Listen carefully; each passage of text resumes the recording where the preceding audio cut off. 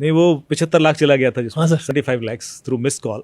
Actually हुआ क्या कि एक बिजनेसमैन है, उनके 75 लाख निकल गए अकाउंट से और उनको कुछ मिस कॉल आई थी बार बार। तो वो मीडिया में चले गए कि साहब मुझे तो सिर्फ कोई अलर्ट नहीं आया, SMS नहीं आया, OTP भी नहीं आया और मेरे 75 लाख चले गए। हाँ, इसीलिए आपको भी कॉल किया था। तो फिर मुझे न्यूज़ चैनल से फ़ोन आया कि साहब ऐसा हो सकता है क्या?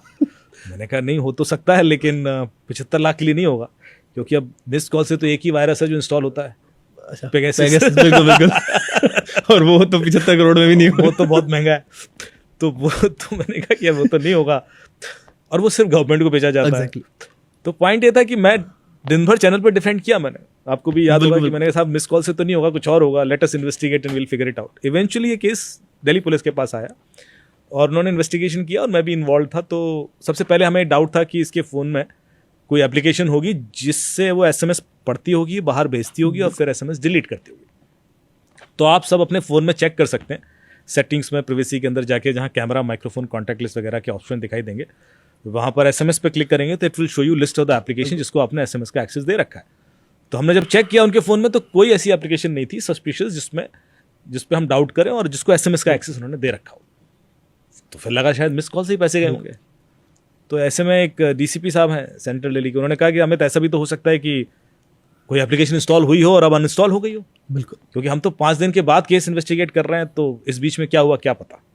लेकिन आपके फ़ोन में एक बड़ी अच्छी चीज़ होती है, गूगल डैशबोर्ड, जिसके थ्रू हम ये चेक कर सकते हैं कि पिछले कितने सालों में आपने कब कौन सी एप्लीकेशन इंस्टॉल की, अनइंस्टॉल की, कितनी एप्लीकेशन आप यूज़ करते रहें। तो ये लॉग मिल जाता है। तो हमने जब देखा कि हाँ भाई, थर्सडे इवनिंग एक फ़ोन में एप्लीकेशन इंस्टॉल हुई थी और संडे को अनइंस्टॉल हो गई, और हम तो केस उसके बाद इन्वेस्टिगेट कर रहे हैं, संडे को इनके पैसे निकले थे। तो लगा यही एप्लीकेशन होगी, और वो एक वीडियो एडिटिंग ऐप थी जिसको SMS का एक्सेस भी था। सो वी थॉट कि दिस वाज द एप्लीकेशन जो SMS पढ़ के बाहर भेजे और उसके बाद डिलीट हुए। पर ये किया किसने? तो हमने देखा कि दोनों समय की लोकेशन क्या थी, जब एप्लीकेशन इंस्टॉल हुई तब क्या थी और जब अनइंस्टॉल हुई तब क्या थी। तो वही गूगल डैशबोर्ड आपको ये भी दिखा देता है कि आपकी हर सेकंड लोकेशन क्या है। तो जब देखा तो दोनों समय भाई साहब अपने घर पे ही थे, बिजनेस में। हाँ, तो घर में थे, तो फिर तो घर में ही किसी ने इंस्टॉल किया होगा। तो पहला डाउट उनकी वाइफ पे गया कि शायद उन्होंने किया हो, लेकिन अब वाइफ से पूछे कौन?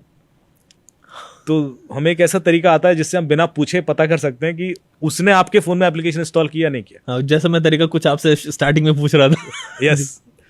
तो होता क्या है कि आपके फोन को मैं टच नहीं करूं और आपके फोन का जो ईमेल है, यदि आपके घर के किसी लैपटॉप पे लॉगिन है, तो उस लॉग्ड इन ईमेल को के थ्रू मैं ब्राउजर पर myactivity.google.com खोलता हूँ, myactivity.google.com, तो मैं आपके फ़ोन की एक्टिविटी लिस्ट देख सकता हूँ पिछले कई सालों की। तो जब हमने उनकी वाइफ का जो जीमेल था घर के लैपटॉप पे लॉग्ड इन था, तो उसकी एक्टिविटी लिस्ट देख ली, पूछने की ज़रूरत नहीं है। तो हमें देखना ये चाहते थे कि जब हस्बैंड के फ़ोन में एप्लीकेशन इंस्टॉल हुई तो वाइफ अपने फ़ोन में क्या कर रही थी। तो पता पड़ा वाइफ तो अपने फ़ोन में OTT पे कुछ देख रही थी, और जब अनइंस्टॉल हुई तब तो वो घर में नहीं थी, उनकी लोकेशन ही कहीं और आ रही है। तो वाइफ आउट ऑफ क्वेश्चन हो गई। सेकेंड डाउट उनके बच्चे पे गया, जो कि 13-14 साल का बच्चा था। बिल्कुल, अब उससे भी हम इंटरोगेट नहीं कर सकते क्योंकि छोटा है। तो हमने कहा कि सारे घर की डिवाइसेस ले आइए, वहीं से कुछ समझ में आएगा। तो आईपैड वगैरह लेके आए और इवेंचुअली एक एप्लीकेशन मिली हमें, डिस्कॉर्ड, जो कि एनोनिमस चैट ऐप है, जिसमें आप जब अकाउंट क्रिएट करें तो आपका मोबाइल नंबर और ईमेल आईडी लिंक नहीं होते, और आपको एक हैशटैग मिल जाता है KIRK5372, जिससे आप पूरी दुनिया से बातचीत कर सकते हैं, और वो आपको एक एनोनिमिटी दे देता है। बहुत पॉपुलर है, यंगस्टर्स बहुत यूज़ करते हैं, क्रिमिनल्स भी बहुत यूज़ करते हैं, और ऐसी बहुत सारी ऐप आ गई हैं।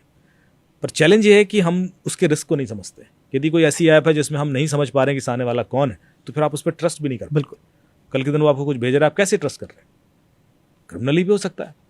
तो इस बच्चे के नेटवर्क में कोई था, लड़की थी, और वो इसको लगता था कि वो लड़की है, आई एम श्योर क्रिमिनली था। उसने इसको कुछ भेजा कि ये एप्लीकेशन अपने फादर के फ़ोन में इंस्टॉल कर दो तो मैं 200 रोबक्स पॉइंट्स मिलेंगे। सो 200 रोबक्स पॉइंट के चक्कर में इस बच्चे ने वो एप्लीकेशन अपने फादर के फ़ोन में इंस्टॉल कर दी, और उसके बाद उसने कहा अनइंस्टॉल कर दो क्योंकि थोड़े दिनों बाद फिर करोगे तो फिर मिलेंगे। तो उसने अनइंस्टॉल भी कर दी। जस्ट गेम खेलता था रोब्लॉक्स। और रोबक्स पॉइंट क्या होता है? रोब्लॉक्स जो गेम है, बच्चे जो आजकल बहुत खेलते हैं, Roblox is the foundation of metaverse जो मार्क जुकरबर्ग बना रहा है एक्चुअली।